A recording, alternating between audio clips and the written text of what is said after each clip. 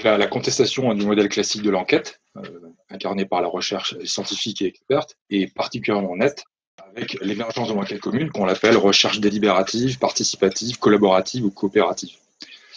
Dans l'enquête commune, dite également hybride, les enjeux de connaissance se mêlent à ceux de l'action, les questions scientifiques côtoient les questions morales et sociales, et les experts travaillent de concert avec des novices.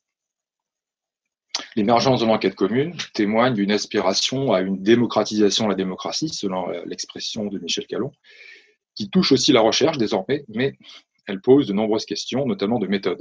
Ces questions se trouvent liées au passage d'un régime de critique fermée à un régime de critique ouverte et à ses conséquences sur la méthode de recherche elle-même. Ces questions sont les suivantes. Qu'est-ce qui est commun dans l'enquête commune? Est-ce que tous les acteurs du commun, experts comme novices, peuvent participer à la critique de l'enquête, y compris de sa méthode? Est-ce que dans le sillage de la critique, la méthode de recherche elle-même peut être commune et donner lieu à une coopération et un partage? Enfin, est-ce que selon le mode d'une diplomatie méthodologique, les novices comme les experts peuvent discuter et même négocier les critères et les phases d'une méthode de recherche? Donc voici les quelques points de l'étude que je vais aborder. Tout d'abord, les statuts de la méthode et les régimes de la critique, l'idée et les types de l'enquête commune, avec un focus ensuite sur la recherche coopérative, et l'énoncé de quelques-uns des problèmes que pose une diplomatie méthodologique. Ici, je précise que l'étude se concentre sur l'enquête en tant que recherche scientifique, c'est-à-dire la démarche logique, empirique et systématique visant l'acquisition de connaissances. Elle se concentre sur l'enquête commune entre experts et novices, l'enquête qui passe par la coopération et le partage entre agents pourvus de rationalité, de compétences, d'intérêts ou de valeurs différents. Et cette étude se concentre sur la critique de l'enquête et stipule qu'elle consiste pour une large part en une critique de sa méthode ou qu'elle a une incidence sur sa méthode. Alors tout d'abord, les statuts de la méthode et les régimes de la critique, il existe en fin de compte une pluralité de méthodes d'enquête qui reflètent la variété de définitions, de sens, d'usage et de statuts qui peut être attribués à la méthode, distingués selon plusieurs critères. Ces critères correspondent à deux visions différentes de la méthode, l'une que l'on pourrait appeler la méthode forte et l'autre la méthode faite.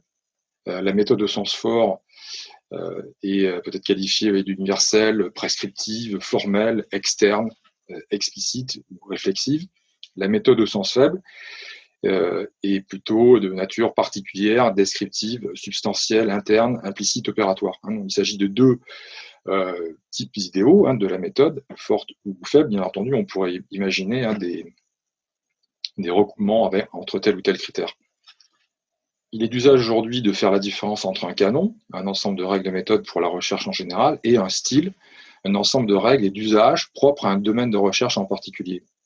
La notion de schème de méthode se distingue de celle de canon et de style, en ce sens qu'un schème articule le plan de ce qui doit se faire en général avec ce qui se fait en particulier. La notion de schème de méthode tente d'apporter une réponse au paradoxe de la méthode. D'un côté, aucune recherche orientée vers la découverte, l'invention ou la création ne respecte à la lettre une méthode unique et universelle.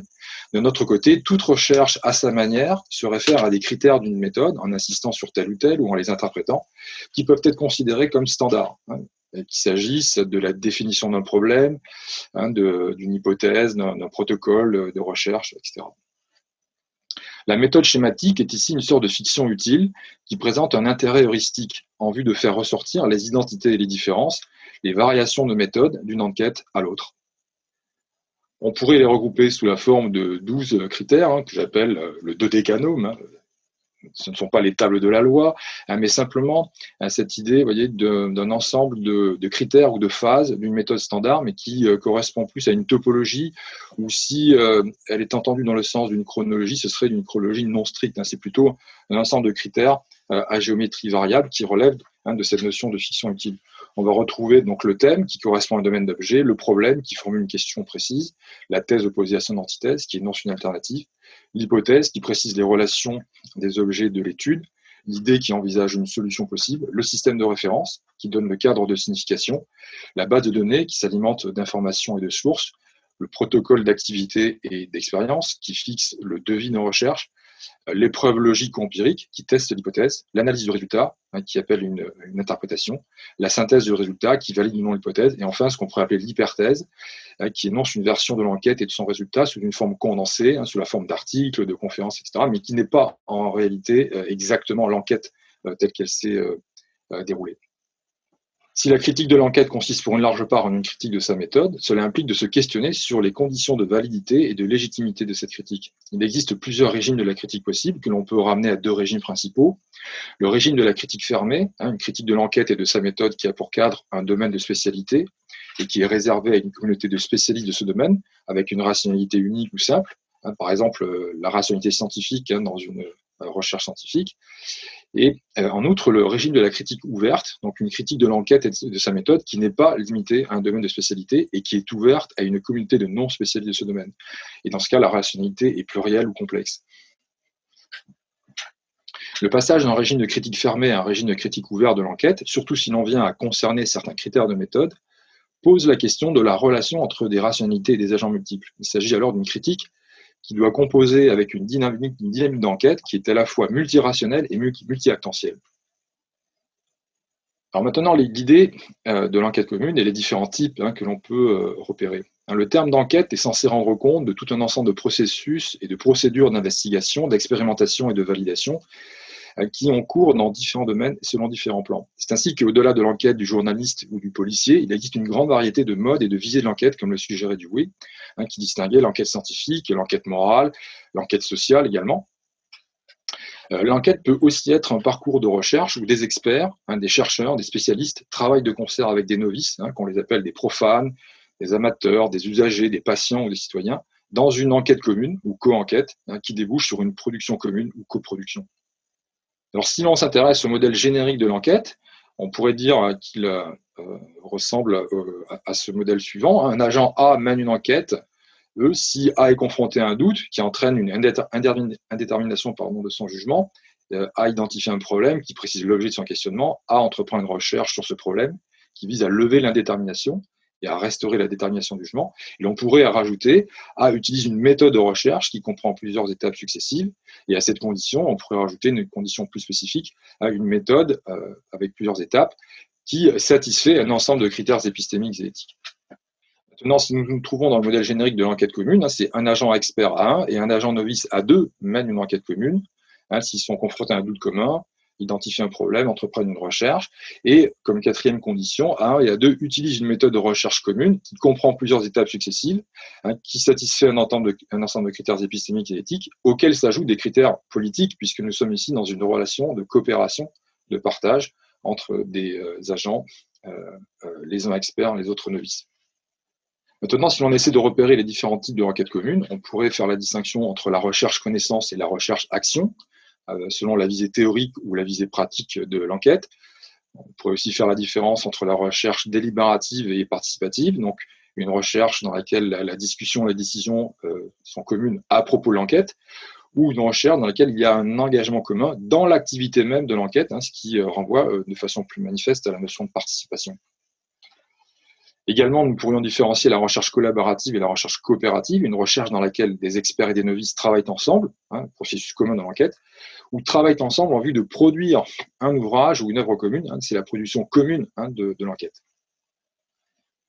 Et enfin, pour bien montrer la différence d'institution ou d'institutionnalisation de l'enquête, on pourrait faire la différence entre une recherche partenariale et une recherche contractuelle. Donc une recherche dans laquelle des experts et des novices travaillent ensemble sur la base d'un accord de principe, action d'enquête commune, ou sur la base d'un accord en bonne et due forme. Dans ce cas-là, c'est un véritable contrat d'enquête commune avec une contractualisation des relations entre les différents agents de l'enquête. Alors, si on se réfère au modèle développé par Philippe Kitcher, notamment dans Science, Vérité et Démocratie, donc il s'agit du modèle, pour peu que l'on privilégie celui de la recherche scientifique, d'une science bien ordonnée, fondée sur un certain idéal rationnel de la délibération, qui s'étend parfois à certains aspects de la participation, mais de façon assez timide. Kitcher suppose dans la délibération de parvenir si possible à un consensus en faisant usage de graphes de signification, sorte de chaîne de l'enquête effective qui mettent en relation différentes significations de la recherche. Mais on peut se demander jusqu'à quel point les significations épistémiques peuvent être étendues à des significations éthiques ou politiques. Voici ce que dit Kitcher dans Science, Vérité et Démocratie. Il y a donc 3 décisions différentes à prendre. Comment attribuer au départ des ressources au projet ? Quelles sont les contraintes définissant les recherches moralement acceptables? Comment doivent être appliqués les résultats des investigations? Ce modèle de la science bien ordonnée de Kitcher, cependant, ne semble pas entrer dans le cœur du problème de la méthode de recherche qui va au-delà de la délibération sur les orientations d'un programme de recherche. On peut maintenant se concentrer sur la recherche coopérative. Donc, la recherche délibérative n'entre pas suffisamment, semble-t-il, dans la critique de la méthode de recherche. Et quant à la recherche participative, elle entre dans sa critique, dans sa version forte, lorsque la simple consultation du public fait place à la coopération entre experts et novices. Dans la recherche coopérative, les experts et les novices travaillent ensemble en vue de produire un ouvrage ou une œuvre commune, c'est la production commune de l'enquête. Un modèle de recherche coopérative se trouve dans les travaux de Calon, datés de plus d'une vingtaine d'années, qui distingue donc le modèle 1, instruction publique, le modèle 2, débat public, et le modèle 3, coproduction des savoirs, où le niveau de la coopération est beaucoup plus poussé, bien entendu, dans ce modèle 3. Par la suite, Calon, Lascaux et Barthes opposent deux types distincts de démocratie et de recherche dans leur ouvrage désormais éponyme, donc Agir dans un monde incertain, et c'est sur la démocratie technique. D'une part, la démocratie délégative, et d'autre part, la démocratie dialogique. Il s'agit dans la délégation d'une double délégation, délégation du pouvoir aux élus et délégation du savoir aux experts. Et par ailleurs, donc, la distinction entre la recherche confinée et la recherche de plein air. La recherche confinée correspondant à la recherche menée en laboratoire, dans des conditions artificielles d'expérimentation, par exemple. Donc, la coopération se développe au sein de forums hybrides qui mêlent une variété d'acteurs hétérogènes, soumis à une sévère procédure de dialogue en vue d'une recherche cognitive, qui consiste en une production de connaissances communes, mais aussi d'une recherche normative, qui consiste en une production de l'intérêt général. Voici ce que disent les auteurs, Calon, Lascaux et Barthes, concernant la coopération dans la recherche coopérative. La forme minimale, je cite, de coopération ne concerne que le retour vers le terrain de la science confinée, l'adaptation à la complexité et aux particularités des contextes d'application, les conditions de la mise en œuvre des résultats laboratoires requièrent généralement l'intervention active de ceux qui sont concernés. Ou bien les blouses blanches, aidées par leurs alliés politiques, passent en force, en prenant le risque que cela casse, ou bien elles acceptent de composer, de mettre de l'eau dans leur vin, c'est-à-dire de coopérer avec les groupes concernés. Le deuxième point de rencontre et de collaboration correspond à ce que nous avons appelé la constitution et l'organisation du collectif de recherche. Faire en sorte que ce collectif soit fort de toutes les compétences humaines et non humaines qui permettent l'enrichissement des connaissances produites, mais qui favorisent également tous les débats et toutes les controverses permettant aux connaissances produites d'acquérir leur robustesse. Enfin, le troisième terrain de la coopération entre recherche de plein air et recherche confinée est celui de l'identification, de la formulation et de la négociation des problèmes sur lesquels va porter le travail d'investigation. Donc on peut se poser la question de l'étendue de ce périmètre de la discussion et de la négociation des critères et des phases de la méthode. Ici, nous voyons avec la recherche coopérative, dans le modèle qui est proposé par les auteurs d'Agir dans un monde incertain, que cette discussion et cette négociation portent sur les problèmes. Mais si l'on reprend l'ensemble des étapes, des phases ou critères d'une méthode de recherche standard, le problème n'est en fait qu'une de ces phases ou un de ces critères. Et on peut se demander si, au-delà de la discussion, de la négociation du problème, éventuellement du thème, de la thèse ou même de la base de données, des informations, des connaissances sur lesquelles on s'appuie, on pourrait envisager une discussion ou une négociation de l'hypothèse, de l'idée, du système de référence, du protocole d'activité d'expérience, de l'épreuve logique empirique et de même de l'analyse, de la synthèse des résultats avec toute la dimension d'interprétation. Ce sont des éléments que vous trouvez dans l'article de Blangy, au-delà de la collecte de données dans les sciences citoyennes. On peut prendre un exemple de recherche coopérative qui pose très exactement ce problème de l'étendue et du périmètre de la discussion et la négociation de la méthode avec la communauté de patients pour la recherche. On part. Nous avons ici des patients volontaires qui s'inscrivent et contribuent directement en ligne sur la plateforme Berger et sécurisée. Ils répondent à des questionnaires élaborés par des chercheurs sur leurs maladies, leurs symptômes, leurs traitements, leur vécu et leurs impacts sur leur vie quotidienne, leur qualité de vie. Mais au-delà de la réponse au questionnaire, comme il est indiqué dans la présentation de ce groupe et de ces travaux, les patients volontaires peuvent aussi apporter leur contribution à toutes les étapes de la recherche clinique. Ils peuvent participer à la gouvernance des études via les conseils scientifiques, à la conception des études, proposition et choix des questions, des informations recueillies, à la réalisation des études avec l'aide au recrutement d'autres patients, l'analyse des données avec les chercheurs et à la promotion de la communauté via les patients ambassadeurs. Donc, par rapport au schéma de la méthode, les méthodes schématiques standards indiquées, les critères et les phases où il y a coopération dans la recherche sont les suivantes. Il s'agit certes du problème, mais aussi du thème, de la base d'informations données, du protocole d'activité et d'expérience, de l'analyse et de l'interprétation qui est faite avec les chercheurs. Donc, vous voyez, une version assez extensive de la recherche coopérative qui va au-delà de la discussion ou de la négociation d'un simple problème de recherche. C'est là toute la question qui se pose dans ce que l'on pourrait appeler une diplomatie méthodologique. L'expression est empruntée de façon analogique à celle de Bruno Latour, qui parle d'une diplomatie ontologique dans l'enquête sur les modes d'existence. Il s'agit dans cette approche diplomatique de l'enquête commune de considérer les possibilités, les conditions et les limites d'une critique de l'enquête qui passe par une discussion et une négociation des critères et des phases de sa méthode. En fait, il s'avère que la diplomatie méthodologique porte sur deux aspects fondamentaux, ce que l'on pourrait appeler la logique de l'enquête et de sa méthode, la dimension heuristique des étapes et des opérations qui concernent l'aspect proprement recherche, mais aussi donc la politique de l'enquête et de sa méthode, l'aspect plus synergique des actions et des acteurs qui sont engagés dans une coopération. Donc le modèle générique de la diplomatie méthodologique dans l'enquête commune change un petit peu, puisqu'il s'agit de l'enquête commune entre un agent expert et un agent novice, qui sont confrontés à un doute, identifient un problème, entreprennent une recherche commune, et en termes de méthode, A1 et A2 utilisent une méthode de recherche commune qui comprend plusieurs étapes successives, qui satisfont l'ensemble des critères épistémiques et éthiques, auxquels s'ajoutent des critères politiques qui autorisent la discussion de la méthode et qui autorisent la négociation de la méthode. Il s'agit donc des problèmes diplomatiques de la méthode, avec tout d'abord le problème de la discussion des critères de méthode. Il est toujours possible entre experts et novices de discuter des critères de méthode, ce qui peut donner lieu à plusieurs cas de figure. Soit il s'agit d'une demande des novices à l'endroit des experts, de clarification, de justification de tel ou tel critère, ou d'une certaine interprétation d'un critère. Par exemple, toute ressemblance avec des événements récents serait fortuite, n'est-ce pas? Pourquoi avez-vous testé ce médicament sur 25 personnes seulement? Soit il s'agit d'un échange d'arguments entre novices et experts qui vise l'identification et l'accord sur les conditions et les limites d'une méthode soumise à plusieurs critères. Il faut élargir votre effectif de test et varier les populations témoins. Le problème de la négociation des critères de méthode est un point plus délicat, car il suppose que les experts et les novices, faute de parvenir à un accord par la discussion, envisagent un compromis sur les critères d'une méthode. Soit il s'agit d'un compromis qui est justifié en vertu de la neutralité d'un changement ou d'une substitution. Cela ne pose pas de problème d'utiliser un autre élément pour le médicament du fait de l'équivalence substantielle, par exemple. Soit il s'agit d'un compromis qui est justifié par le besoin d'un accord ou d'un succès, quitte à ce que cela affecte la qualité scientifique de la recherche. Là, par exemple, on va faire moins de tests pour aller plus vite aux résultats selon la demande du public. Auquel cas, là, il y a un problème assez important. Pour ce qui concerne les problèmes épistémiques et éthiques, il est possible d'en repérer quelques-uns. Donc, la demande des novices s'écarte trop des standards épistémiques et éthiques de la méthode de recherche admis par les experts. Ou à l'inverse, la demande des experts s'écarte trop des standards épistémiques et éthiques de la méthode de recherche admis par les novices, en supposant que les novices ont aussi eux-mêmes une certaine conception de l'enquête et que ceux de la recherche scientifique peuvent paraître très éloignés de leur notion ordinaire de l'enquête.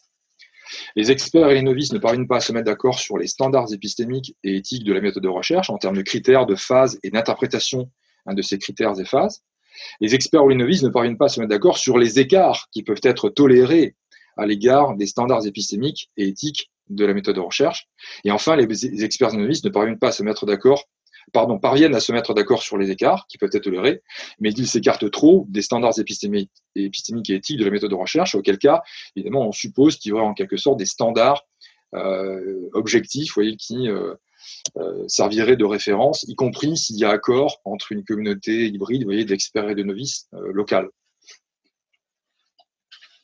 Les problèmes politiques maintenant, qui décalent un petit peu le regard vers la politique de l'enquête. La demande des novices s'écarte trop des standards politiques qui règlent la fonction et le rôle des experts. Ou à l'inverse, la demande des experts s'écarte trop des standards politiques qui règlent la fonction et le rôle des novices. C'est l'écart par rapport aux rôles qui sont assignés d'un point de vue politique aux uns et aux autres, les experts et les novices. Les experts et les novices ne parviennent pas à construire une relation satisfaisante en termes de coopération, de partage, d'engagement, de confiance, de liberté ou d'égalité, et donc ne parviennent pas à mener à bien une enquête commune. Les experts et les novices parviennent à construire une relation satisfaisante et à mener à bien une enquête commune, mais elles ne respectent pas les standards épistémiques et éthiques de la méthode de recherche.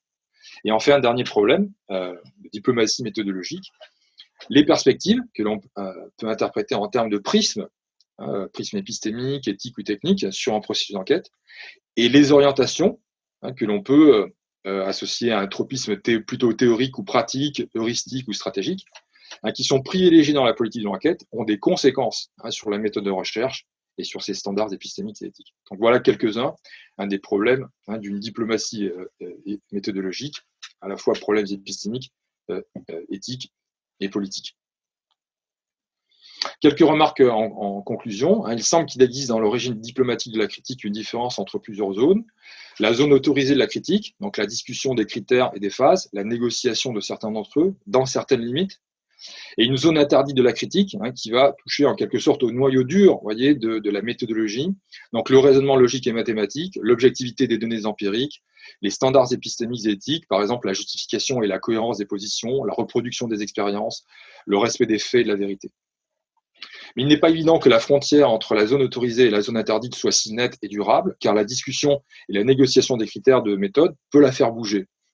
Ainsi, pendant longtemps, il était admis que la méthode de recherche appartenait à la zone interdite de la critique ouverte, mais l'on voit que de plus en plus, elle entre dans la zone autorisée, même si ce n'est que pour une partie de la méthode. Donc, il existe dans la philosophie de la recherche un clivage entre le monisme et le pluralisme méthodologique. On pourrait lui ajouter un clivage entre l'élitisme et le populisme méthodologique, c'est-à-dire une attitude de démagogie en matière de méthode de recherche. La voie du relationnisme méthodologique, à distinguer de celle du relativisme, est une voie moyenne qui s'emploie à examiner les conditions de possibilité de la relation entre expert et novice dans la quête commune. Il est question d'une relation dynamique dans laquelle les compétences, mais aussi les autres aspects de la relation peuvent évoluer de concert dans un certain écosystème de la recherche. On passe de l'idée d'enquête commune, co-enquête, et de production commune, coproduction, à celle de méthode commune de l'enquête ou co-méthode. Dans cette approche, il y a coproduction non seulement de la recherche, mais aussi de sa méthode. C'est à la fois l'ambition et le risque de la diplomatie méthodologique. Merci pour votre attention.